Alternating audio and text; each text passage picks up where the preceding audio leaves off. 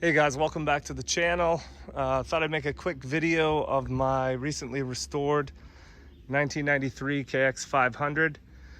I've had the bike for like 5 years. It was a good bike when I bought it, but needed a total rebuild like most do. So I'll go over a few of the items with you and then tell you a little bit about how she goes. So as I said, it's a 93 KX500.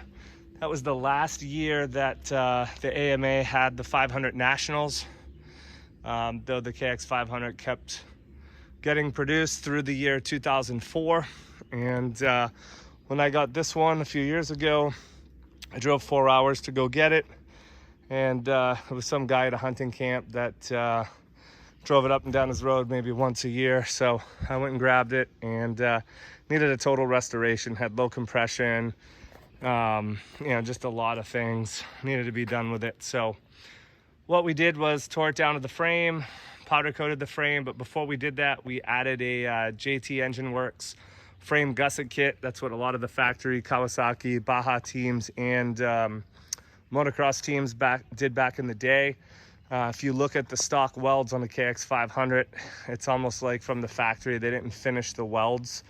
And a lot of the motor mounts and the shock mounts are real flimsy. So this gusset kit, it's like $100 and something odd bucks, well worth it. And you just weld them on, and then everything fits good and is strong. Same thing with the exhaust pipes. Upper bracket usually breaks off quite a bit. So after the gusset kit was done, sent the whole engine out to Eric Gore. Eric's a long time two-stroke kind of guru guy. He did Ron Lacheyne's bike back in the, I think it was 90s, late 90s, when he was making a little comeback in the 500 series.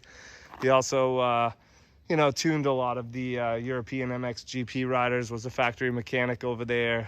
He's got some patents on some two-strokes. So sent the whole engine out to him.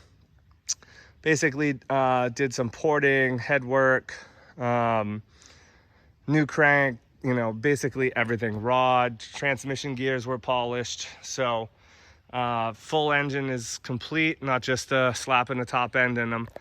I will say these 500s will run a long time, even when things aren't great. They're just such a beefy piston in there, and everything's pretty beefy on them. So you could buy one and the thing could sound like it's running okay, but you tear them down and you'll find that most of them need a rebuild, and that's really the way to do it, especially if you plan on racing them or keeping them.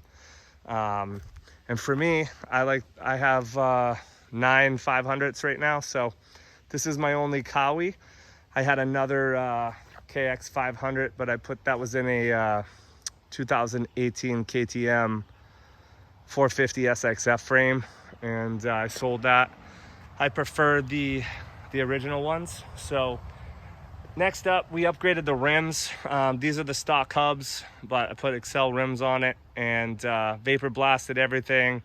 Had to rework one front fork leg and rebuilt the forks, the shock, replaced all the bearings, the swing arm, the linkage, wheel bearings, pretty much everything. Added a pro circuit pipe and silencer, and the carb's been reworked as well. Basically just the intake side, just being machined a little bit to flow better with the porting. And got some Renthal bars, circa 90s. And as you can see, it's a pretty badass little bike. Overall, I'm happy with how it come out. The front fender's not stock, so I'd like to change that back to a more OEM style one. But other than that, she's ready to rip. And the one thing that's different on the KX500 than the CR500s is the KX500 engine has that KIPS, which is the electronic, not the electronic, but it has a power valve, right? So you can see down there, there's the power valve sticking out the side, and that is the only 500 that has one. The Hondas don't have them. What does that mean? Well, when you ride them, KX500s tend to be, I think, a little smoother, a little bit more linear power. I still think I prefer the CRs, just from simplicity and whatnot, but these are great engines. The one thing I don't like about these bikes is the ergonomics. So engines are awesome, but the ergonomics lack a little bit in my opinion. I'm 5'11" and felt pretty cramped on this, so put on these IMS foot pegs, drop them a hair, and then the seat has got a teeny bit more foam in it, and then added some high mount bars, and that helps out quite a bit on the rider triangle. I feel the Hondas bone stock are a little bit better chassis wise in terms of how they feel.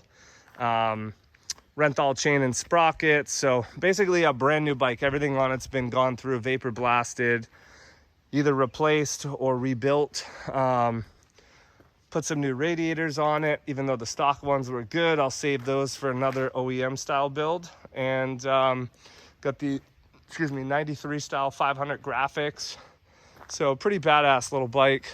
You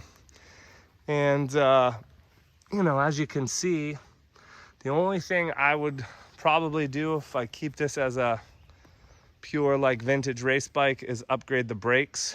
Probably throw a modern, at least master cylinder, and upgrade the brake. There's a bunch of different ways you can do that. You can also machine out the rear swing arm to accept the 450 KX450 style, and then you can just bolt on the late model brakes and whatnot. But I kind of like to keep my stuff mostly stock. Feel like they hold their value a little bit better that way.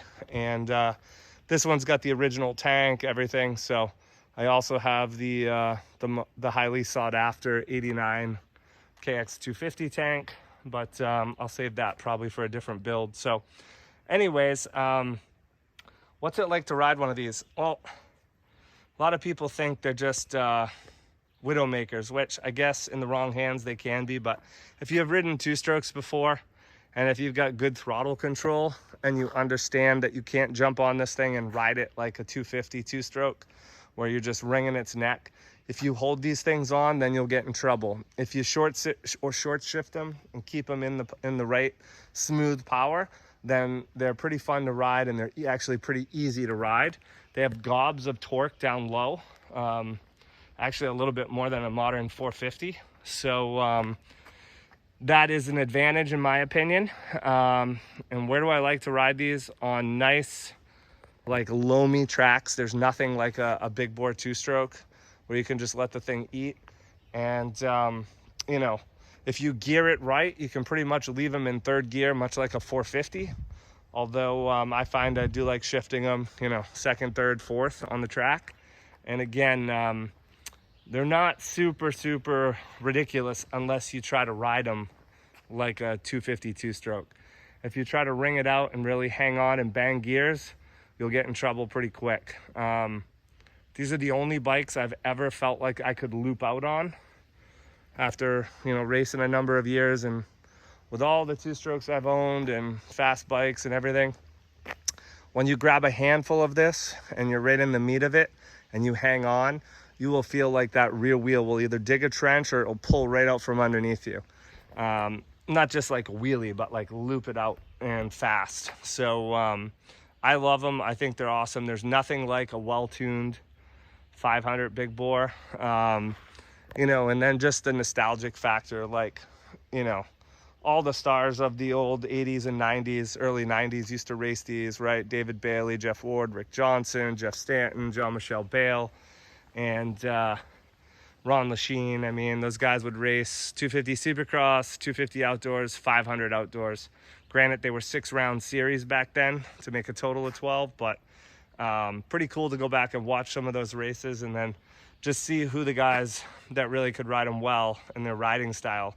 And a lot of those guys were smooth on the power, right? Like Jeff Ward, David Bailey, RJ won some championships as well. But if you listen to them ride, you know, they were pretty impressive back then. And now, you know, they don't make them anymore. And they're just pretty cool to have. So if you're looking for a nice vintage project, you can't go wrong with 500s, though they've gone absolutely ridiculous in price, especially the past, I would say, 3 to 5 years.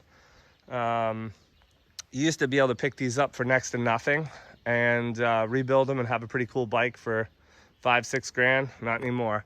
Now you're buying kind of roached out ones for 6-7 grand, and then a real nice one that's actually been gone through. You're talking 10 to 15 for a super nice one. So just something to think about. But yeah, if you can get your hands on one, I'd recommend it. They're pretty fun bikes. And make sure to like and subscribe, comment below. Appreciate it.